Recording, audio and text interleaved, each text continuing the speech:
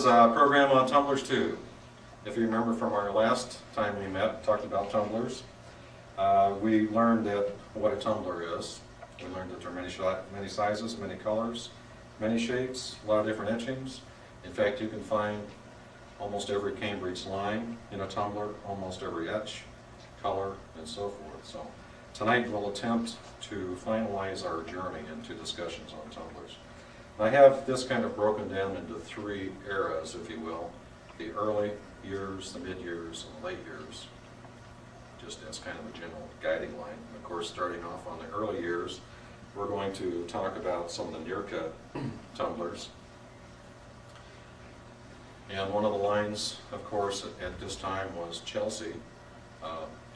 In fact, I think that the tumblers actually look, to me, nicer than some of the other Chelsea lines. It looks a little reminiscent like nail, one of the pressed glass period, or pressed glass patterns of that period also. And of course, if you remember from the program we had recently on feather, feather was another very popular pattern. This is a water tumbler, and of course this is the juice. One thing about tumblers of that era, they did not hold perhaps as much as some of the tumblers in the later years. They tended to be shorter, had usually thicker glass in that particular era, and they generally were pressed. Some of the tumblers, as you can see in the later years, were mostly blown. May have been blown into a mold and fire polished, but they had a little more care, and certainly the glass was much thinner in the later years. Anyone know what pattern this is offhand? It's one you don't see often. Ribbon? What is it? Ribbon.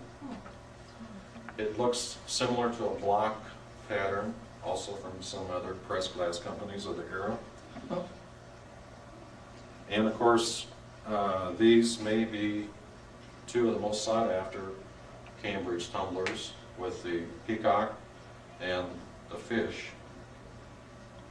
If you look at these, they're very much unlike anything that Cambridge has done. Why they made them, perhaps there was another company that asked for these molds. We'll probably never know the rest of the story. It'd be interesting if we could go back in time to find out the real answer.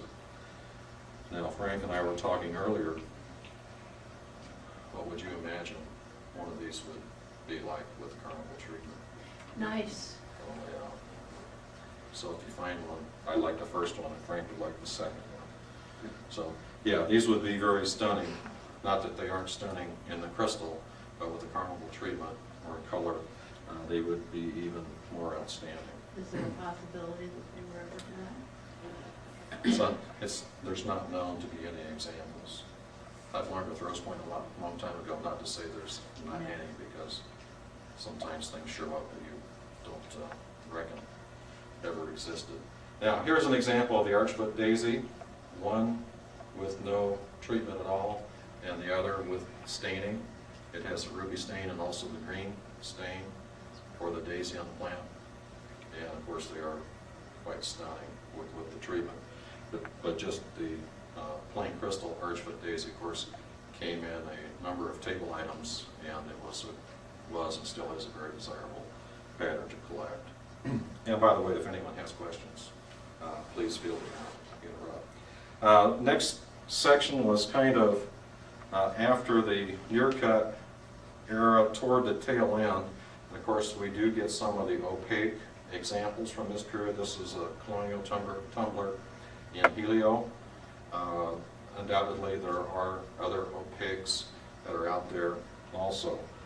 And this was the time, of course, that carnival glass started becoming very popular. This was made in the U.S. after the French had some very successful art glass features. And of course, this was an effort to make something like that, but to sell inexpensively.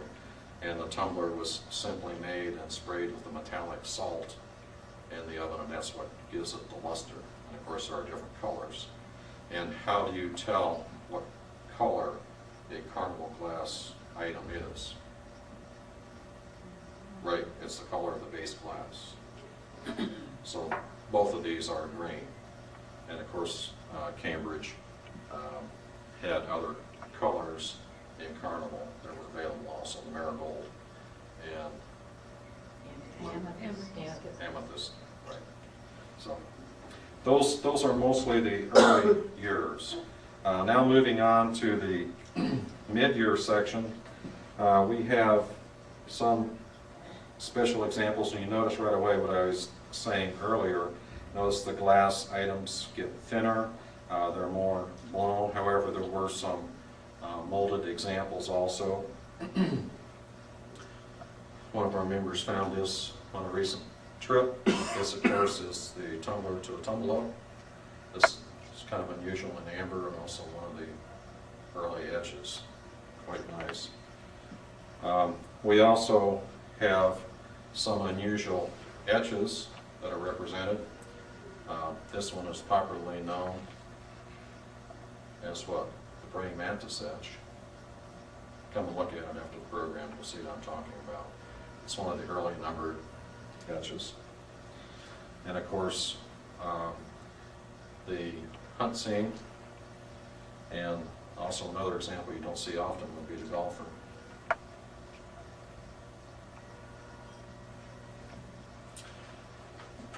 And this is one of the very first etches, if not the first etch that was ever made by Cambridge. And this particular tumbler has a very nice border on it as well. So come up after the program and look at that. Of course, this was also the time, if you remember, the 34 catalog, that we began to see a lot of the enamel treatments. This is an example, perhaps you don't see much, the Chicago Century of Progress, 1933. Of course, other enamels that were popular were the colleges and some of the other items that they specially made. During this particular period also, we do see some examples of tumblers. Here's a royal blue example with Lorna etch, and the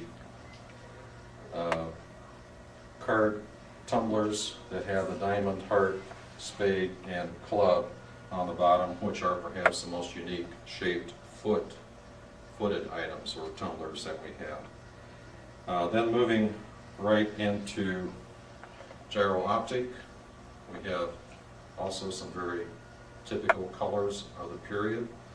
And speaking of special colors and treatments, this is another gyro-optic tumbler, which of course is Robina.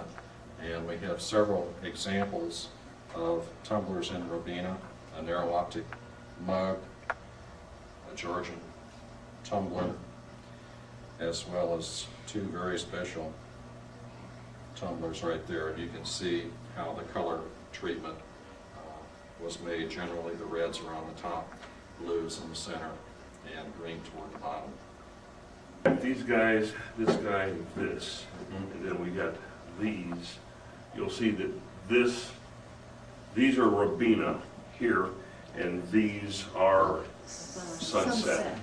See how Sunset just goes one way, from dark to the light, where your Robina, you've got the different firing to get the colors the way they are. So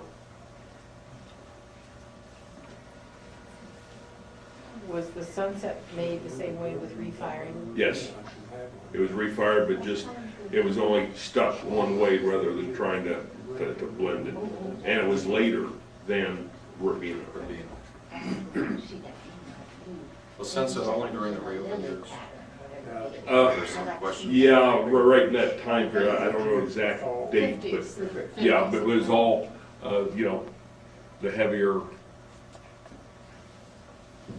Larry, the helio piece that you have in Community, from what I understand, from what I remember in the book, they never called that a tumbler.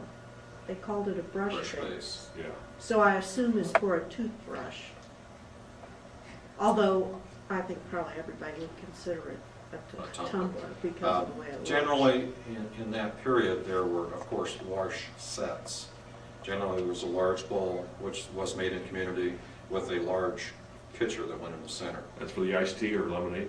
Yeah. And then the brush vase, And generally also, and I'm not sure if Cambridge made one, but generally there was a smaller pitcher. The small pitcher was generally for hot water, and the large pitcher was for cold water.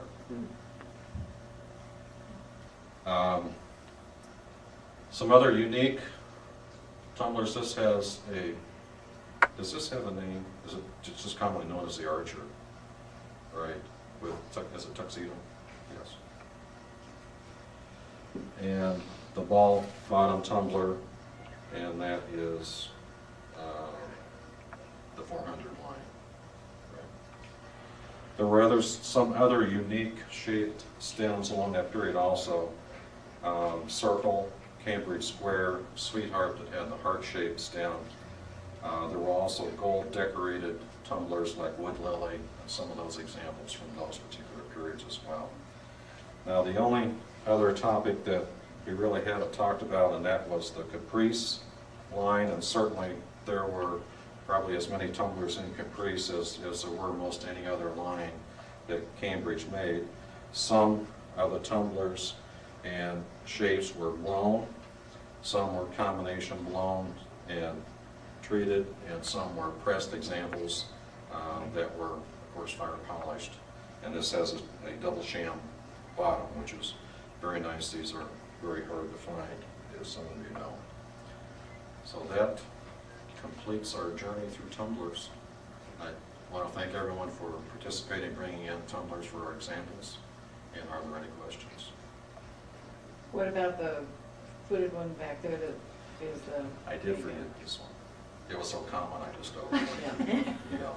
Now, this is White Rain, and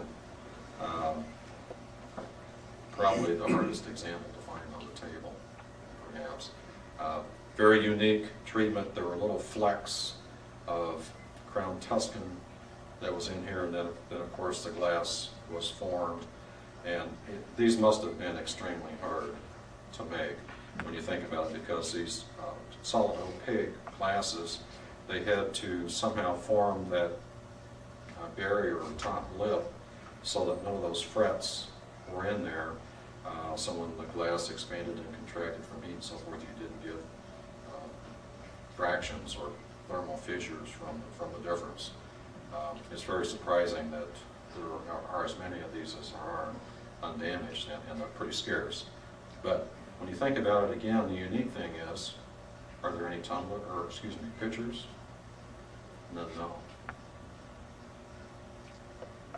So why are there tumblers and not pitchers? Again, it's one of those unanswered questions for Cambridge. Any other questions? Thank you very much.